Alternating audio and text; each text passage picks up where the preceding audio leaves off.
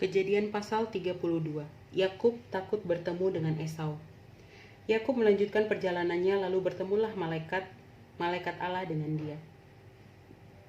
Ketika Yakub melihat mereka, berkatalah ia, "Ini bala tentara Allah." Sebab itu dinamainyalah tempat itu Mahanaim.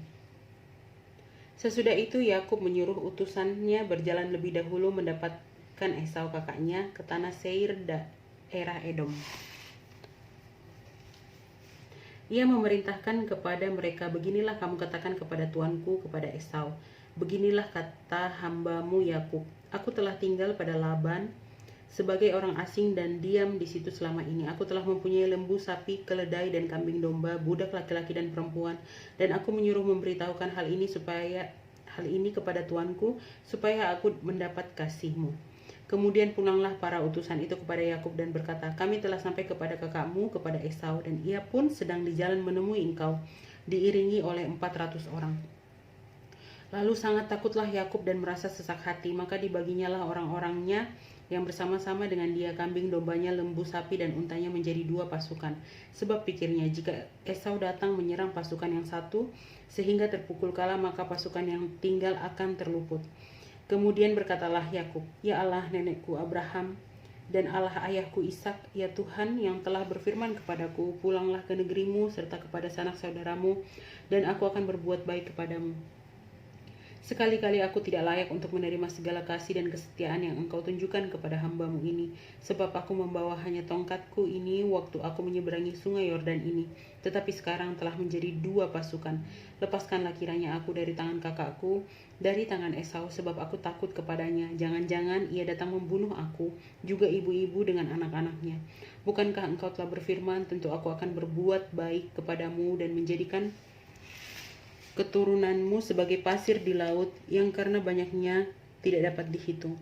Lalu bermalamlah ia di sana pada malam itu. Kemudian diambilnyalah dari apa yang ada padanya suatu persembahan untuk Esau kakaknya, yaitu 200 kambing betina dan 20 kambing jantan, 200 domba betina dan 20 domba jantan, 30 unta yang sedang menyusui beserta anak-anaknya, 40 lembu betina dan 10 lembu jantan, 20 keledai betina dan 10 keledai jantan.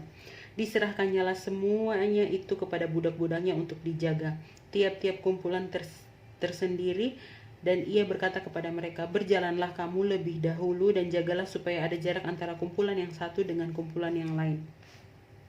Diperintahkannyalah kepada yang paling di muka, "Apabila Esau kakakku bertemu dengan engkau dan bertanya kepadamu, 'Siapakah tuanmu dan kemanakah engkau pergi, dan milik siapakah ternak yang di depanmu itu?' Jawablah, 'Milik hambamu Yakub. Inilah persembahan yang dikirim kepada tuanku Esau, dan Yakub sendiri pun ada di belakang kami.' Begitulah diperintahkannya baik kepada yang kedua maupun kepada yang ketiga, dan kepada sekalian orang yang berjalan mengiring kumpulan hewan itu, katanya, 'Seperti perkataanku tadi lah kamu katakan kepada Esau apabila kamu berjumpa dengan dia. Dan kamu harus mengatakan juga, hambamu Yakub sendiri ada di belakang kami.' Sebab pikir Yakub, 'Baiklah, aku mendamaikan hatinya dengan persembahan yang diantarkan terlebih dahulu, kemudian barulah aku akan melihat mukanya, mungkin ia akan menerima aku dengan baik.'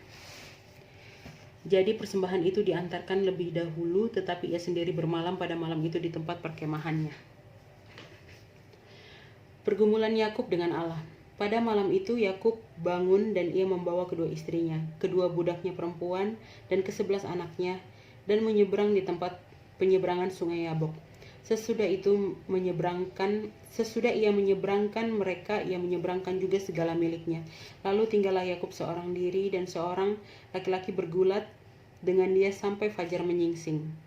Ketika orang itu melihat bahwa ia tidak dapat mengalahkannya, ia memukul sendi pangkal paha Yakub sehingga sendi pangkal paha itu terpelecok ketika ia bergulat dengan orang itu.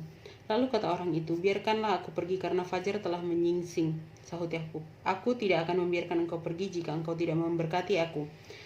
Bertanyalah orang itu kepadanya, "Siapakah namamu?" Sahutnya, "Yakub." Lalu kata orang itu, "Namamu tidak akan disebutkan lagi Yakub, tetapi Israel, sebab engkau telah bergumul melawan Allah dan manusia, dan engkau menang." Bertanyalah Yakub, "Katakanlah juga namamu." Tetapi sahutnya, "Mengapa engkau menanyakan namaku?" Lalu diberkatinyalah Yakub di situ. Yakub menamai tempat itu Peniel, sebab katanya, aku telah melihat Allah berhadapan muka, tetapi nyawaku tertolong. Lalu tampaklah kepadanya matahari terbit ketika ia telah melewati Peniel, dan Yakub pincang karena pangkal pahanya.